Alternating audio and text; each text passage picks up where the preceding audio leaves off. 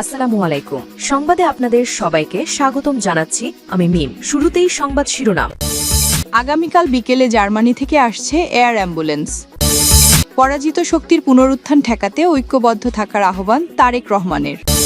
ফ্যাসিবাদীরা বিদায় নিলেও দেশ ফ্যাসিবাদ মুক্ত হয়নি। চট্টগ্রামে 8 দলের বিভাগীয় সমাবেশে বললেন জামায়াত আমির। একটি দলের মূল ব্যক্তির সুস্থতার বিষয় আছে, সব দল প্রস্তুত হওয়ার পর তফসিল হোক, বলেছেন এনসিপির আহ্বায়ক নাহিদ ইসলাম। আমরা কোনো ভুল করতে চাই না, মন্তব্য চরমোনাই পীরের। তফসিল ও ভোটের তারিখ নিয়ে বিভ্রান্তি না ছড়াতে ইসির অনুরোধ। শুনছিলেন গুরুত্বপূর্ণ বাংলা সংবাদের শিরোনাম, এবার বিস্তারিত। আগামীকাল বিকেলে জার্মানি থেকে আসছে air ambulance. BNP chairperson Khaleda জিয়াকে নিতে আগামীকাল শনিবার কাতার সরকারের ব্যবস্থাপনায় জার্মানি থেকে এয়ার অ্যাম্বুলেন্স আসছে। শুক্রবার 5 ডিসেম্বর কাতার দূতাবাস থেকে এ তথ্য নিশ্চিত করা হয়। দূতাবাস জানায়, আগামীকাল বিকেল 5টায় জার্মানির ওই এয়ার অ্যাম্বুলেন্সটি ঢাকায় পৌঁছাবে। অ্যাম্বুলেন্সটির ভাড়া থেকে শুরু করে যাবতীয় সব ব্যবস্থাপনা করছে কাতার সরকার। এদিকে অ্যাম্বুলেন্সটি ঢাকায় অবতরণের প্রয়োজনীয় অনুমতি সহ সবকিছুই এরই মধ্যে সম্পন্ন করা হয়েছে। এর আগে বিএনপি মহাসচিব মির্জা ইসলাম জানিয়েছিলেন, কারিগরি ত্রুটির কারণে কাতার এয়ার অ্যাম্বুলেন্স আজ আসছে না। শনিবার বিকেল 5টায় এয়ার অ্যাম্বুলেন্সটি ঢাকায় পৌঁছাতে পারে। অন্যদিকে খালেদা জিয়াকে নিতে বিএনপির ভারপ্রাপ্ত চেয়ারম্যান তারেক রহমানের স্ত্রী ডাক্তার জুবাইদা রহমান দেশে ফিরেছেন। দেশে ফিরে বিমানবন্দর থেকে সরাসরি রাজধানীর এভারকেয়ার হাসপাতালে যান তিনি। সেখানে চিকিৎসাধীন অবস্থায় থাকা বিএনপি চেয়ারপারসন খালেদা জিয়ার সবশেষ পরিস্থিতি পর্যবেক্ষণ করেন তারেক রহমানের স্ত্রী। বিএনপির পক্ষ থেকে জানানো হয়, যদি খালেদা জিয়ার শারীরিক অবস্থা বিদেশ যাত্রার উপযুক্ত থাকে এবং মেডিকেল বোর্ড সিদ্ধান্ত দেয়, তাহলে আগামী রোববার 7 ডিসেম্বর তিনি উন্নত চিকিৎসার জন্য দেশ ছাড়বেন। পরাজিত শক্তির পুনরুত্থান ঠেকাতে ঐক্যবদ্ধ থাকার আহ্বান তারেক রহমানের। গণতন্ত্র বিরোধী পরাজিত শক্তির যাতে আর পুনরুত্থান না ঘটে, সেজন্য গণতান্ত্রিক শক্তিকে সবসময় ঐক্যবদ্ধ থাকার আহ্বান জানিয়েছেন বিএনপির ভারপ্রাপ্ত চেয়ারম্যান তারেক রহমান। শুক্রবার 5 ডিসেম্বর নিজের ভেরিফাইড ফেসবুক পোস্টে দেয়া এক পোস্টে তিনি এমনটা জানান। তিনি উল্লেখ করেন, অবিস্মরণীয় একটি দিন 6 ডিসেম্বর। 1990 সালের এ দিনে রক্তাক্ত পিচ্ছিল পথে অবসান হয়েছিল স্বৈর শাসনের। এরশাদ 82-র 24 মার্চ পেশাগত বিশ্বস্ততা ও শপথ ভেঙে অস্ত্রের মুখে নির্বাচিত রাষ্ট্রপতি বিচারপতি আব্দুস সাত্তারকে ক্ষমতাচ্যুত করে গণতন্ত্র হত্যা করে জারি করেছিল অসাংবিধানিক শাসন। যে সাংবিধানিক রাজনীতি ছিল বহুদলীয় গণতন্ত্রের নিশ্চয়তা, যার সূচনা করেছিলেন স্বাধীনতার মহান ঘোষক শহীদ প্রেসিডেন্ট জিয়াউর রহমান। একনায়ক হোসেইন মোহাম্মদ এরশাদ গণতান্ত্রিক প্রতিষ্ঠানগুলোকে ধ্বংসস্তূপে পরিণত করেন। তিনি লিখেন, গণতন্ত্র ফিরিয়ে আনতে দীর্ঘ 9 বছর দেশনেত্রী খালেদা জিয়া দৃঢ় প্রত্যয় নিয়ে নিরন্তর সংগ্রাম চালিয়ে আপোষহীন নেত্রী হিসেবে খ্যাতি লাভ করেন। গড়ে তোলেন এক দুর্বার গণ আন্দোলন। এরই ধারাবাহিকতায় 90-এর 6 ডিসেম্বর এই দিনে ছাত্র জনতার মিলিত শক্তিতে স্বৈরাচারকে পরাজিত করে মুক্ত হয়েছিল গণতন্ত্র। সেই অর্জিত গণতন্ত্রের চেতনায় আবারও ছাত্র জনতা 2024 সালের 5 আগস্ট এক হিংস্র ফ্যাসিস্ট শক্তিকে পরাস্ত করে। ঐতিহাসিকভাবেই ফ্যাসিস্ট আওয়ামী লীগ ছিল গণতন্ত্রের ভয়ঙ্কর শত্রু। ফ্যাসিস্ট শেখ হাসিনার দুঃশাসনের অবসানের পর আবারও গণতন্ত্রের সম্পূর্ণ পুনরুজ্জীবন এবং রাষ্ট্র ও সমাজে গণতান্ত্রিক মূল্যবোধ প্রতিষ্ঠা করতে আমাদের নিরলস সংগ্রাম অব্যাহত রাখতে হবে। তিনি আরও বলেন, শেখ হাসিনার দুঃশাসনে গণতন্ত্রের মা দেশনেত্রী খালেদা জিয়ার ওপর জেল জুলুম সহ নানা মাত্রিক নিপীড়ন নামিয়ে আনা হয়েছিল। অবিরাম নির্যাতনের কষাঘাতে অসুস্থ দেশনেত্রীর জীবন এখন চরম সংকটে। আল্লাহর কাছে তার আশু সুস্থতা কামনা করছি। এছাড়াও দেশের জাতীয়তাবাদী শক্তির লক্ষ লক্ষ নেতাকর্মীকে সীমাহীন অত্যাচার নির্যাতন করা হয়েছিল। সারা দেশকে অবরুদ্ধ করা হয়েছিল। বিএনপির এই নেতা আরও লিখেন, আজকের এই দিনে আমি 82 থেকে 90 পর্যন্ত রক্তস্নাত স্বৈরাচার বিরোধী আন্দোলনে আত্মদানকারী বীর শহীদদের স্মৃতির প্রতি গভীর শ্রদ্ধা জানাই এবং তাদের রুহের মাগফিরাত কামনা করি। গণতন্ত্র পুনরুদ্ধারের এ স্মরণীয় দিনে আমি শুভেচ্ছা ও অভিনন্দন জানাই স্বৈরাচার বিরোধী আন্দোলনে অংশগ্রহণকারী গণতন্ত্রের হেফাজতকারী দেশবাসীকে। ফ্যাসিবাদীরা বিদায় নিলেও দেশ ফ্যাসিবাদ মুক্ত হয়নি।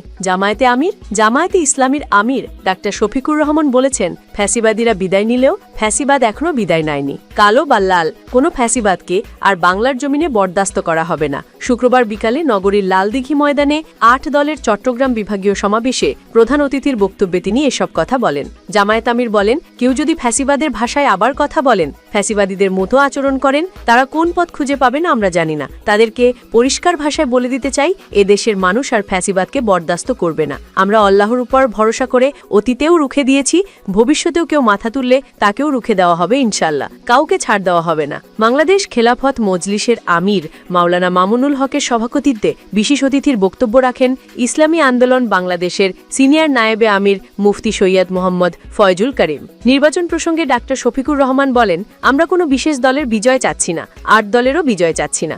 আমরা দেশের ১৮ কোটি মানুষের আকাঙ্ক্ষার বিজয় চাই। সেই আকাঙ্ক্ষার বিজয় হবে কোরআনের আইনের মাধ্যমে। এটা প্রমাণ হয়ে গেছে, এর বাইরে কোনো কিছু দিয়ে বাংলাদেশকে এগিয়ে নেওয়া ও সুশাসন প্রতিষ্ঠা সম্ভব নয়। বিজয়ের এই হুইসেল ইসলামের প্রবেশদ্বার চট্টগ্রাম থেকে আপনারা বাজাবেন। আগামীর বাংলাদেশ হবে কোরআনের বাংলাদেশ। তিনি ৮ দলের ৫ দফা দাবি পূরণ না হওয়া পর্যন্ত রাজপথের লড়াই অব্যাহত থাকবে উল্লেখ করে বলেন, আমরা কোনো লাল চক্ষুকে পরোয়া করব না, কোনো দাদাবাবু মানি না, কোনো বড় ভাই মানি না। সকলের সঙ্গে আমাদের সম্পর্ক হবে সমতা ও পারস্পরিক সম্মানের ভিত্তিতে। সমাবেশে আরও বক্তব্য দেন খেলাফত মজলিসের মহাসচিব ডাক্তার আহম্মদ আব্দুল কাদের, বাংলাদেশ নিজামে ইসলামী পার্টির আমির অধ্যক্ষ মাওলানা সারওয়ার কামাল আজিজি, জাতীয় গণতান্ত্রিক পার্টির সভাপতি ও মুখপত্র রাশেদ প্রধান, বাংলাদেশ ডেভেলপমেন্ট পার্টির chairman advocate A K M. Anwarul Islam চাঁদ, জামায়াতে ইসলামীর নায়েবে আমির এ.টি.এম. আজাহরুল ইসলাম। সভাপতিত্বের বক্তব্যে মাওলানা মামুনুল হক ৮ দলের নেতাকর্মীদের ঐক্যবদ্ধ থাকার আহ্বান জানিয়ে বলেন, বনেদিদের বাংলাদেশ আর থাকবে না। অনেক দল থেকে আসন সমঝোতার অফার দেওয়া হয়েছিল।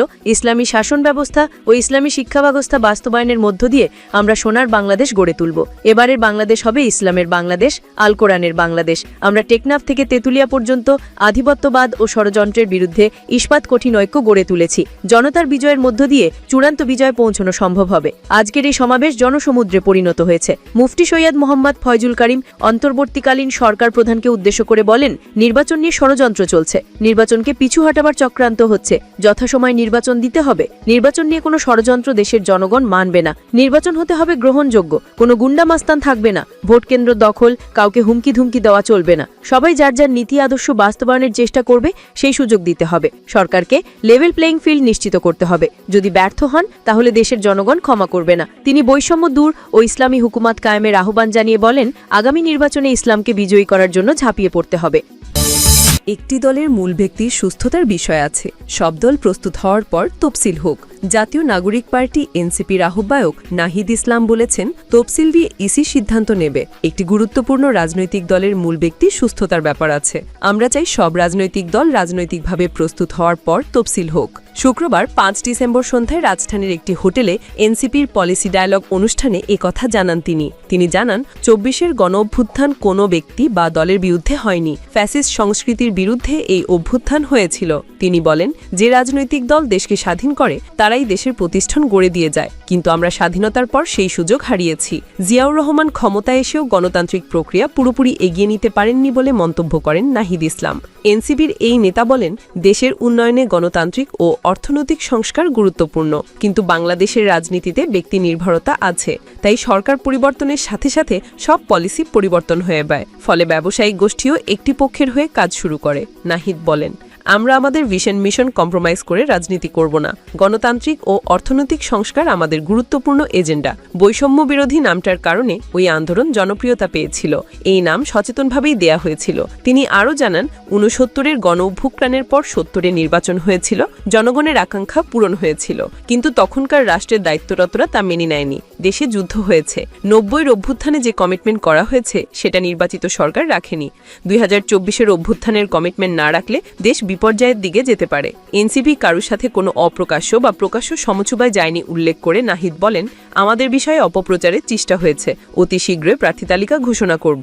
তৃতীয় একটি জোট নিয়ে আলোচনা প্রক্রিয়া চলমান আছে। পুরাণপন্থী যে দলগুলো আছে, যাদের বিরুদ্ধে অভিযোগ আছে, তাদের ব্যাপারে জনগণের আস্থা নেই। তাই আমরা নতুন ধারার রাজনীতি করতে চাই। আমরা কোনো ভুল করতে চাই না, চরমোনাই পীর। ইসলামী আন্দোলন বাংলাদেশের আমির চরমোনাই পীর মুফতি সৈয়দ মোহাম্মদ রেজাউল করিম বলেছেন, মানবতার মুক্তির লক্ষ্যে ইসলাম প্রেমীরা মাঠে নেমেছে। আমরা কোনো ভুল করতে চাই না। দেশের মানুষ ইসলামপন্থী ও দেশপ্রেমিকদের ক্ষমতায় দেখতে চায়। শুক্রবার সকালে ঢাকায় ইঞ্জিনিয়ার ইনস্টিটিউটে আয়োজিত ইসলামী ছাত্র আন্দোলন বাংলাদেশের ৩৫তম কেন্দ্রীয় সম্মেলনে প্রধান অতিথির বক্তব্যে এসব কথা বলেন তিনি। সম্মেলনে ইসলামী ছাত্র আন্দোলন বাংলাদেশের সাবেক কেন্দ্রীয় সভাপতি অ্যাডভোকেট নেয়ামতুল্লাহ ফরিদি বলেন, গণভোটের আয়োজন করতে সরকার ব্যর্থ হয়েছে। তবে আমরা চাইব জাতীয় নির্বাচনের সময় গণভোটের মাধ্যমে জুলাই জাতীয় সনদ বাস্তবায়ন হবে। আমরা আরও দেখেছি স্বাধীনতা ৫৪ বছরে এই দেশের শাসকদের ভাগ্যের পরিবর্তন হয়েছে, মানুষের পরিবর্তন হয়নি। ইসলামী আন্দোলন বাংলাদেশের সহকারী মহাসচিব KM আতিকুর রহমান বলেন, ১৭ বছরে দিনের ভোট রাতে এবং বিনা প্রতিদ্বন্দ্বিতায় পার্লামেন্ট সদস্য হয়েছে। আমাদের সংসদ বিনোদন চিত্রাকার হয়েছে। ইসলামী আন্দোলন বাংলাদেশের মহাসচিব মাওলানা গাজী আতাউর রহমান বলেন, জাতীয় নির্বাচন ফেব্রুয়ারিতেই হতে হবে। নির্বাচন পেছানোর সুযোগ নেই। এবারের নির্বাচনে ডিসি এসপিদের থেকে কোনো পক্ষপাতমূলক আচরণ আমরা দেখতে চাই না। যদি কেউ সেই সাহস দেখায়, তাদের তালিকা করা হবে, তাদের চাকরিচ্যুত করা হবে। তফসিল ও ভোটের তারিখ নিয়ে বিভ্রান্তি না ছড়াতে ইসির অনুরোধ। আগামী জাতীয় সংসদ নির্বাচনের তফসিল ও ভোটের তারিখ ঘোষণা নিয়ে বিভ্রান্তি না ছড়াতে অনুরোধ জানিয়েছেন নির্বাচন কমিশনের সিনিয়র সচিব আখতার আহমেদ। শুক্রবার ৫ ডিসেম্বর সন্ধ্যায় গণমাধ্যমকে এমনটা জানান ইসি সচিব। আখতার আহমেদ বলেন, তফসিলের বিষয়ে এখন পর্যন্ত কোনো সিদ্ধান্ত হয়নি। কেউ তারিখ জানালে নানা হিসাব নিকাশ করে নিজ ইচ্ছায় ও দায়িত্বে তারিখ জানাচ্ছেন। দেশের পরিবর্তিত পরিস্থিতিতে গণমাধ্যমের কাছ থেকে দায়িত্বশীল আচরণ প্রত্যাশার কথা জানান তিনি। প্রসঙ্গত, বিভিন্ন গণমাধ্যমের প্রতিবেদনে বলা হচ্ছে ১১ ডিসেম্বর নির্বাচনের তফসিল হতে পারে। কেউ কেউ আবার ফেব্রুয়ারিতে ভোটের তারিখও প্রকাশ করছেন। এদিকে আগামী সংসদ নির্বাচনের তফসিল সংক্রান্ত বিষয়ে আগামী রোববার আনুষ্ঠানিক বৈঠকে ইসি। এছাড়া তফসিল ঘোষণার বিষয়ে আলোচনার জন্য রাষ্ট্রপতি মোহাম্মদ শাহাবুদ্দিনের সাক্ষাৎ পেতে চিঠি দিয়েছে ইসি।